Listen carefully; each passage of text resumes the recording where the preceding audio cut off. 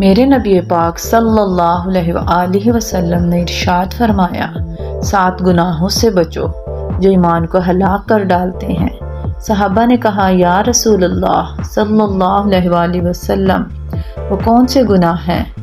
آپ صلی اللہ علیہ وآلہ وسلم نے فرمایا، نمبر 1 اللہ کے ساتھ شرک کرنا، نمبر 2 جادو کرنا، نمبر 3 اس جان کو مارنا جس کا مارنا اللہ تعالیٰ نے حرام کیا ہے لیکن حق پر مارنا درست ہے، نمبر 4 سود کھانا، نمبر 5 یتیم کا مال کھا جانا، نمبر 6 لڑائی کے دن کافروں کے سامنے بھاگنا، نمبر 7 شادی شدہ ایماندار پاک دامن عورتوں کو جو بدکاری سے واقف نہیں عیب لگانا۔